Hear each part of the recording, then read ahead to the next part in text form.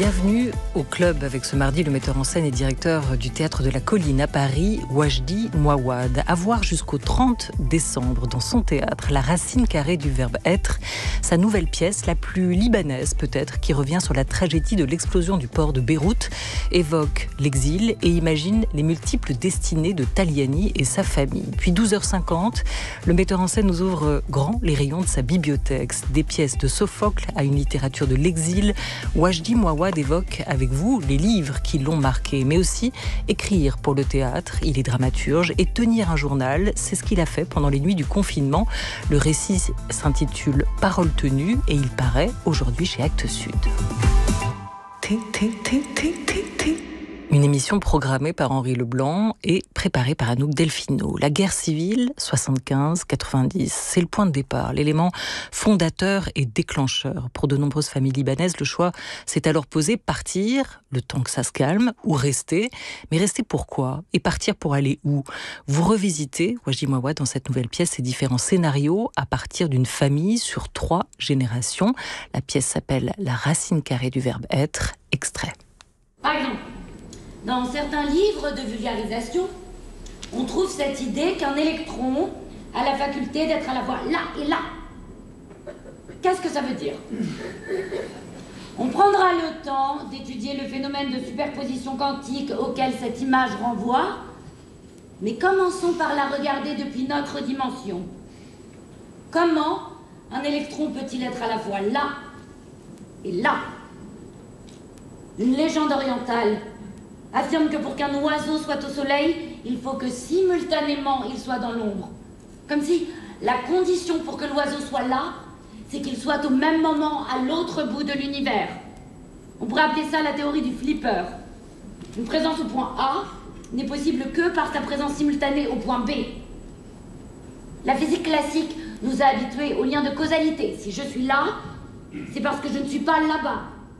La physique moderne explose ce schéma et introduit la notion de simultanéité. Si je suis là, c'est parce que je suis là-bas. Comme si, en multipliant les possibles, l'univers apportait une réponse au mal et à la douleur, faisant en sorte que le malheur que nous subissons dans une vie nous évite de le subir au même moment dans les autres. Chaque dimension protège les autres. Ce qui a failli advenir influence ce qui advient. L'incertain influence. Et bonjour Wajdi Mouawad. Bonjour. On commence un peu fort avec des mathématiques ou de la physique quantique, mais est-ce qu'il faut en passer par là pour comprendre qui on est, ou surtout ce que l'on est et que ce être est plus réel ? Non, il ne faut pas nécessairement passer par là. La question est davantage comment on trouve un sens à un sentiment qui pendant très longtemps vous donne l'impression que tout peut s'effondrer à n'importe quel moment et qu'il n'y a pas de sens. C'est-à-dire, à cause d'un tout petit détail, on a été en France au lieu d'aller en Italie. Plus tard, à cause d'un autre détail, on a été à Montréal au lieu d'aller au Texas. Donc, pour un enfant, cela finit par donner le sentiment que les choses n'ont pas vraiment... Les choses sont totalement instables. Qu'on ne décide de rien ? On est comme un bouchon un bouchon emporté par les vagues à droite et à gauche, et on n'est absolument pas maître des choses. Donc, à un moment donné, soit on accepte une forme de nihilisme en se disant je tombe amoureux de telle personne, mais j'aurais pu très bien tomber amoureux d'une autre. J'ai ces enfants, mais j'aurais pu en avoir d'autres. Mais à force, on finit par ne plus s'attacher à rien. Parce que, puisque ça peut être ça, mais ça aurait pu être ci, puis comment aimer alors ? Donc pour arriver à... En tout cas, pour ma part, pour arriver à ne pas être prisonnier de ce sentiment de désintérêt, d'indifférence, c'était de trouver une forme de poésie qui finit par me dire, en fait, ce que je vis ici me protège ce que j'aurais pu vivre là-bas. C'est une façon de se raconter des histoires à soi-même pour guérir aussi. Ce nihilisme, ou cette carte du nihilisme, vous l'avez expérimenté, vous l'avez joué, vous avez été traversé quand même par ce sentiment ? Tout le temps, parce que... tout le temps, parce que les événements qui ont frappé ma famille étaient tellement absurdes et dus à des hasards, et puis aussi parce que, en fait, les choses sont vues à travers un enfant, hein, c'est-à-dire, et puis un enfant qui regarde le monde et comprend qu'au fond, tout ne tient qu'à des fils dont il ne maîtrise strictement rien. Et puis les conséquences sont terribles, parce que alors là, on se met à parler une autre langue, on arrive à tel endroit, mais on aurait dû aller à tel endroit. Et puis quand je dis on aurait dû, on aurait vraiment dû. C'est-à-dire, je prends l'exemple du Texas, qui est quand même l'exemple pour moi qui m'a le plus impressionné pendant longtemps, adolescent et même après. Au moment où la France nous dit voilà, vous pouvez plus rester à Paris, il fallait trouver une solution. En toute logique, nous aurions dû aller au Texas, parce que toute ma famille, j'avais 3 tantes et 2 oncles, avec tous mes cousins, mes cousines que j'adorais, qui habitaient en banlieue de Houston. Donc, on va aller là-bas, parce qu'en plus, c'est le climat, il fait chaud, c'est proche du climat libanais, et puis on va se retrouver la famille, donc on fait tous nos papiers, on doit aller là-bas, et au dernier moment, il y a un élément, je ne vais pas rentrer dedans, parce que c'est trop long, mais un truc tout con, qui fait en sorte que ça s'effondre. Alors, il fallait trouver une solution très vite, ça a été Montréal. Mais 2 ans après, on habitait Montréal. Ma sœur et moi, nous sommes partis à Houston pour visiter les cousins et les cousines. Donc j'arrive et je vois où j'aurais dû vivre. Et surtout, je vois tout ce que font les garçons cousins de ma famille. Tous. Ils travaillent soit ils stationnent les avions à l'aéroport de Houston, soit alors ils travaillent dans les restaurants libanais que les oncles et les tantes avaient ouverts. Comme je n'étais pas très bon à l'école, et que l'endroit où on aurait habité c'était pas Houston, c'était banlieue de Houston. Donc pour arriver au centre-ville, c'est 1h30. Donc il n'y a pas de théâtre, il y a rien, il y a même pas de trottoir, parce que personne marche. Et en toute logique, je vois pas comment j'aurais fait ça, et j'aurais pas fait une école de théâtre. Et donc, quand vous vous rendez compte que les choses ne vous appartiennent absolument pas à ce point-là, que votre mère est morte, enterrée à Montréal sous une tonne de neige 6 mois après notre arrivée. C'est drôle, parce que tellement, ouais, il faut partir. Finalement, on part, on trouve une solution, on arrive. 6 mois après, elle meurt. Donc, tout ça n'avait plus aucun sens. Donc, il fallait pas me parler il faut aller à l'école pour travailler, pour étudier. Pourquoi faire? Pourquoi Et ça va apporter quoi? Puisque de toutes les manières, on reste jamais dans le même endroit plus de 3 ans. Ce qu'on croyait être solide s'effondre. Ce qu'on croyait être impossible apparaît. Alors oui, ça finit par donner une sorte de distance par rapport à tout ce qui peut avoir de la valeur. On croit plus ni à l'amour, ni à l'amitié, ni aux attaches familiales. Il y a vraiment un électron un peu égaré, pour reprendre la notion d'électron. Parenthèse, votre père, il est parti avec vous ou il est resté? Parce qu'il est aussi question dans la pièce, dans toutes vos pièces, de cette séparation et de cette attente. Là, dans la pièce, est-ce que le père, dans une des configurations, un des scénarios possibles, va rejoindre la famille ou pas c'est une histoire, en fait, qui n'est pas du tout originale, je dis ça parce que beaucoup de familles libanaises ont vécu séparées. Ce que je raconte. Beaucoup de familles ont vécu ça, c'est-à-dire le père qui reste au Liban pour continuer à travailler, et qui dit je vais mettre ma famille un peu à l'abri de la guerre civile. Donc, et comme la plupart pensaient que ça n'allait pas durer longtemps, beaucoup sont venus à Paris, il y en a qui sont partis en Italie. Le temps que ça se calme. À droite et à gauche. Donc beaucoup ont vécu cette situation. C'est vraiment, je tiens à le dire, c'est pas du tout un truc exceptionnel. Et donc mon père est resté au Liban pendant qu'on était à Paris. Quand on a finalement déménagé à Montréal, alors qu'on devait aller au Texas, alors il avait fait un énorme projet au Texas. Il voulait recycler les pneus. C'était ça le projet qu'il avait déposé au gouvernement texan. Et donc il avait travaillé dessus comme un fou.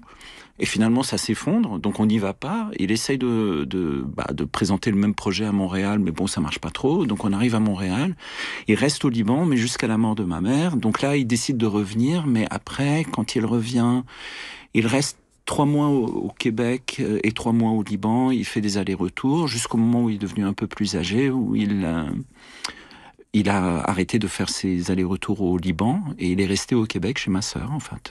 Voilà.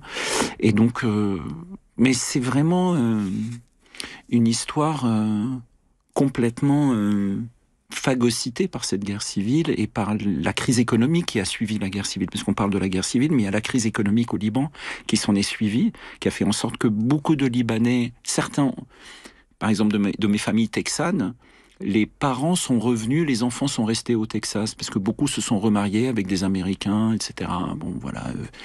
Et donc, les familles ont été complètement fragmentées, atomisées, enfin, les parents qui décident de revenir. Et voilà, en fait, c'est cette fragmentation qui m'intéressait.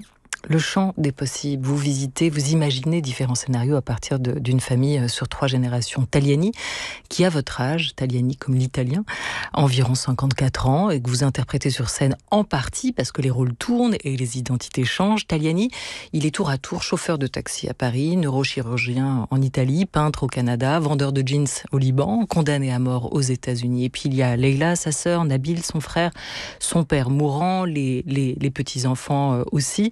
Et vous vous baladez à travers toutes ces histoires pour explorer ou plonger dans le vertige des possibles. Le vertige ou leur vestige, Wajdi Mouawad, parce qu'on ne peut pas réécrire le passé en vrai, mais c'est vrai qu'on peut aussi l'imaginer en faisant comme si ou en se demandant et si, que se serait-il passé si vous travaillez cette question-là. Et cette question, on l'entend, vous l'êtes posée, vous, l'enfant libanais qui a quitté son pays à 10 ans avec sa famille d'abord pour la France, puis pour Montréal en 83. Qu'est-ce qui fait un destin pour vous, Wajdi Mouawad? De quoi sont faites nos vies finalement? Quand vous lisez un livre, quand vous lisez le Comte de Monte Cristo, vous ouvrez le livre et vous avez voilà le personnage qui lui arrive des choses épouvantables à la page 73. Vous tenez déjà le livre dans la main. Vous avez le livre dans la main. La page 228, elle est déjà dans votre main. Mais vous êtes, vous, à la lecture, à la page 73. Mais la page 228, elle est là.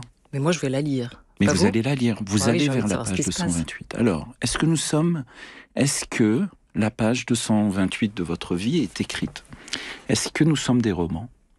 Est-ce que nous sommes des ouvrages lus par un lecteur? Est-ce que nous sommes des personnages du livre ou est-ce que nous en sommes les auteurs? Peut-être les deux, et peut-être aussi parce que à partir du moment où il est possible qu'on appelle les choses. Il est possible qu'on écrive les choses à l'avance. C'est-à-dire, il est possible que nous... Voilà, moi, aujourd'hui, je suis à la page, mettons, 44. Il est possible que, parce que je suis un être rêveur, je suis un être fait de présent, j'ai la conscience du futur, j'ai la mémoire de mon passé, j'ai la dérive de mes récits, je les fais dériver, je me souviens de travers des choses, et je suis habité par des soifs insatiables. Donc, j'ai des désirs que je lance comme des flèches. Vous savez, comme dans le conte de Mille et une nuits, ce prince Ahmed qui lance une flèche et une fois qu'il a lancé sa flèche, il veut la retrouver, donc il n'arrête pas de s'enfoncer de plus en plus, de plus en plus. Le conte raconte qu'il n'arrête pas d'essayer de trouver cette fameuse flèche qu'il a lancée, et plus il avance, plus il arrive dans des zones de plus en plus arides et de plus en plus difficiles et de plus en plus sèches. Et c'est là, au bout de son voyage, dans la partie la plus caniculaire, là où il peut vraiment mourir alors qu'il est encore il s'entête à chercher une flèche, il trouve la maison d'une fée. Et le conte est quand même assez extraordinaire parce que, à la fois, cette métaphore, on peut la prendre comme une métaphore sur l'écriture, ce qu'il faut pour écrire.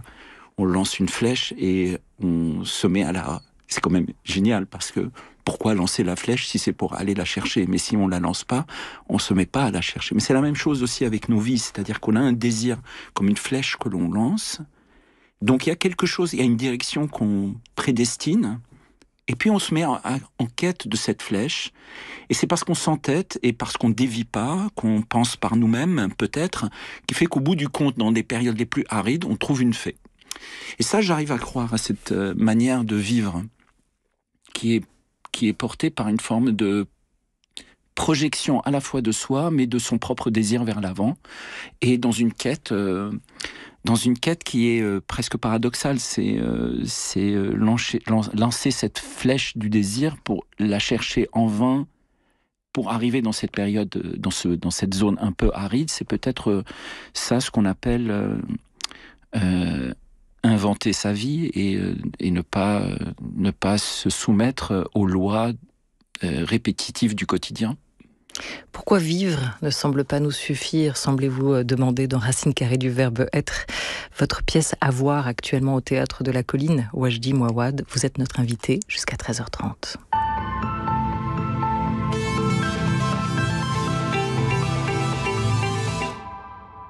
Le 20 août 2020, une explosion se produit sur le port de Beyrouth. La déflagration a dévasté des quartiers entiers de la ville, tué plus de 220 personnes, en a blessé des milliers, privé de toit aussi plus de 300 000 habitants. Il ne restait plus que la rue pour manifester sa colère.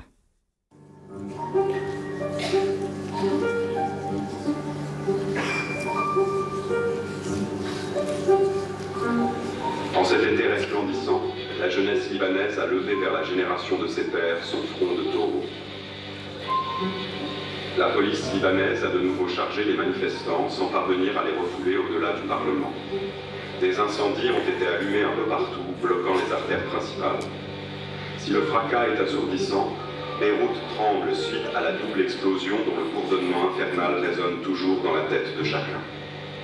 Acouphène des années oubliées, c'est le rappel d'une guerre civile oubliée, d'une histoire effacée et d'une amnésie collective. Seuls, jonchant les rues, les pierres calcinées des immeubles effondrés semblent se souvenir. Extrait de Racine carrée du verbe être, mise en scène et pensée, écrite par Wajdi Mouawad, notre invité aujourd'hui sur France Culture. L'explosion du port de Beyrouth. Elle a sorti les Libanais de ce que le journaliste appelle une amnésie collective, un point de non-retour, écrivez-vous, vous, Wajdi Mouawad, dans Le Monde, juste après le drame en 2020. Après cela, il y a en tout cas un mot que les Libanais, et vous le rappelez dans cette pièce sur scène, ne voulaient plus entendre, c'est le mot de résilience. Et peut-être aujourd'hui encore qu'ils n'ont pas envie de l'entendre, ce mot de résilience qu'on leur applique si souvent, parce qu'ils se sont, semble-t-il, relevés de tout, de la guerre civile, de la guerre en Syrie à côté, des tirs et des attaques israéliennes. Ils se seraient relevés de tout, mais ça, c'était le point de non-retour. Et aujourd'hui, vous ne diriez pas résilience, mais est-ce que vous diriez résistance? Est-ce que cet esprit quand même de résistance est à nouveau en train de renaître? Alors quand j'appelle mes amis au Liban, ou quand je vois les Libanais, je leur dis alors comment ça va? Il y a cette réponse qui traverse les siècles, je crois, chez peut-être les Moyen-Orientaux, j'en sais rien, mais en tout cas les Libanais, c'est cette réponse qu'ils font ça va. Sur ce ton-là, sur le ton que je viens de faire, ça va. Ah, pas d'électricité, mais ça va. Il n'y a plus d'argent. Et dans les banques. Donc, comment ? Il n'y a plus d'argent dans les banques. Oui, voilà. Ou en tout cas, on n'y a pas accès. Oui, et puis les comptes sont bloqués, il n'y a pas d'électricité, et puis la classe politique est alors la confine à l'ubuesque, à l'uburois, mais absolu. C'est alors peut-être que ce qu'il y a, c'est le vivant au Liban. En ce moment, je ne pourrais pas dire plus, c'est-à-dire les gens vivent. Et c'est déjà un geste énorme.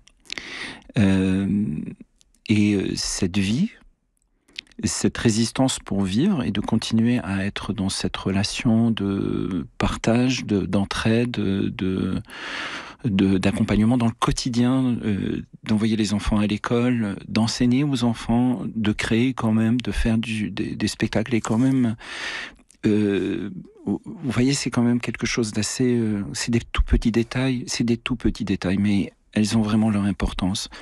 Encore aujourd'hui au Liban, quand vous allez dans une épicerie pour acheter un kilo d'oranges, et que le kilo d'oranges, mettons, il coûte, je dis n'importe quoi, je vais le faire à l'euro, mettons que ça fait 2,25 €, eh bien le marchand va dire, allez, 2 €. Et donc il vous fait cadeau de 25 centimes. Et ce petit cadeau, ce geste-là, même si rien. Ça fait vraiment partie d'une manière de vivre, d'être ensemble dans un pays qui pourtant s'est énormément déchiré et qui paradoxalement continue à entretenir ce qu'on pourrait appeler une sorte de savoir-vivre. Il y a une chose qu'on retrouve dans tous les pays de la Méditerranée, qu'on a au Liban, ce sont des chaises, et on ne sait pas à qui elles appartiennent, ces chaises qui sont partout dans la rue. Dans la rue, il y a des chaises qui sont là, on ne sait pas à qui elles sont. Mais ces chaises, les gens s'assoient dessus, discutent, prennent un café et parlent. Ils vont parler de ce désespoir qui les habite, du fait qu'ils n'ont plus rien.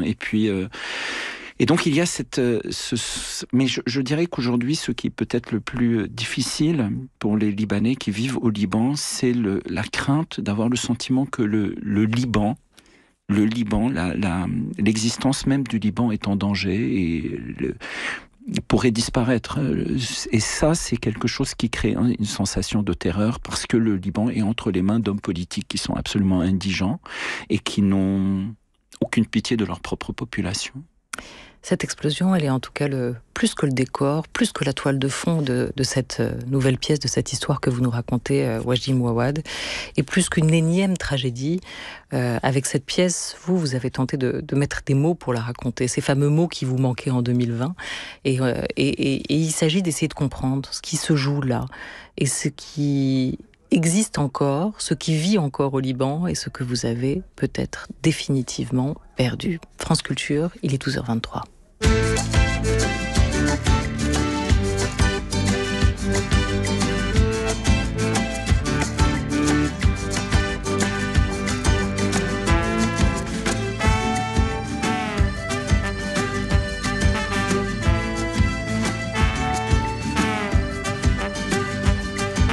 Voilà l'été, j'aperçois le soleil, les nuages filent et le ciel s'éclaircit. Et dans ma tête qui bourdonne les abeilles, j'entends rougir le plaisir de la vie. C'est le retour des amours qui nous chauffent les oreilles. Il fait si chaud qu'il nous pousse des envies. C'est le bonheur rafraîchi d'un cocktail. Les filles sont belles et les dieux sont ravis.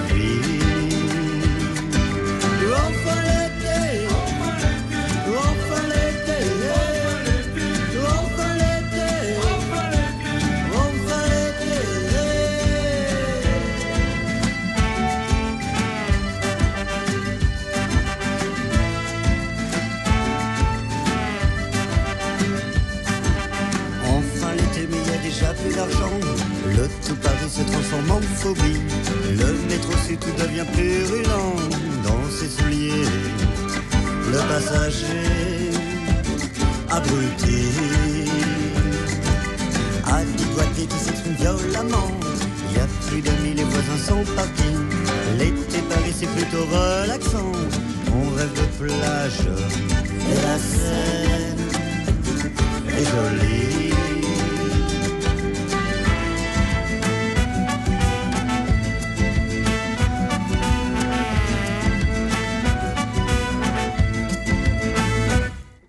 Voilà l'été, j'aperçois le soleil, les nuages filent, le ciel s'éclaircit.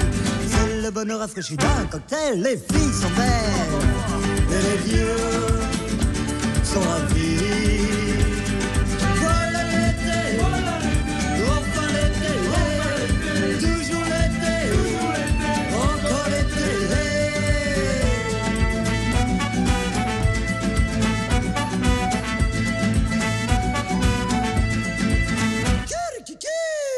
Album culte du groupe Les Négresses Vertes, album culte du tournant des années 80-90. Là, c'est cet album que le groupe revisite en tournée à l'occasion des 30 ans de ce disque culte. Les Négresses Vertes seront en concert notamment à l'Astral de Montgeroult le 24 novembre et puis partout en France.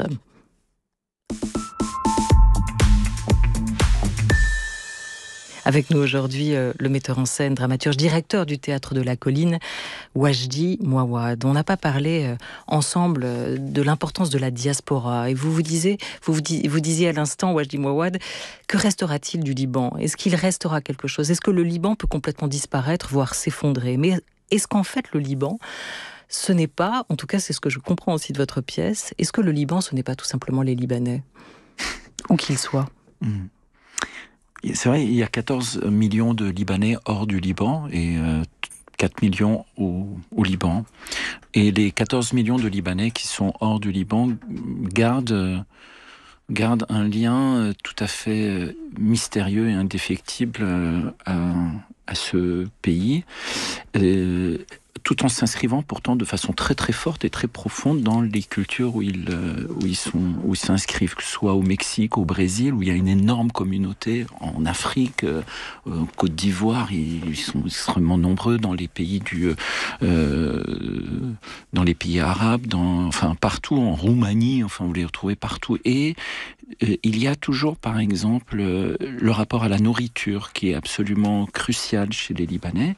Ce rapport-là, il reste dans la manière avec laquelle les recettes se transmettent de génération en génération et qui sont des objets de rencontre. C'est-à-dire, moi, quand je rencontre un Libanais au Brésil et qu'on s'invite autour d'un taboulé, il n'a pas le même goût que celui que ma famille fait, et je vais tout de suite en parler. Je dis, tu le fais comme ça, mais comment tu fais la cannelle, tu la mets où, à quel moment? Et c'est la porte d'entrée pour ensuite parler de la manière avec laquelle, ça fait combien de temps que vous êtes installé ici, etc. Et cette manière de parler, en fait, on a comme deux parents. Nous, aujourd'hui, les Libanais, nous avons deux parents. Nous avons la guerre civile et la nourriture, et la cuisine. Et quand on se retrouve, c'est de ça dont on parle souvent. On va d'abord parler de nos parents, c'est-à-dire on va parler de la guerre civile, et ensuite on va parler de la cuisine, ou inversement. Et c'est comme ces deux notions finissent par donner un peu le sentiment qu'il y a... on est sorti de cette matrice-là. On est sorti de la matrice de la guerre civile et de la cuisine. Et c'est là où, en effet, peut-être peu importe où on est dans le monde, les Libanais se retrouvent autour de ces deux notions.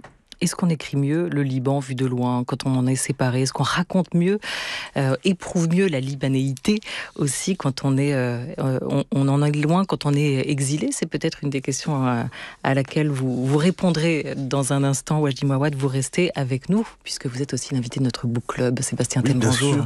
Bonjour Olivia, oui, votre book club aujourd'hui, Wajdi Mouawad, on évoquera vos références littéraires, vos auteurs et thèmes fétiches. Et puis à vous, chers auditeurs, chères auditrices, vous êtes invités à réagir à une question. Comment parler de son pays lorsqu'on l'a quitté? #BookClubCulture, Olivia. À tout de suite, messieurs.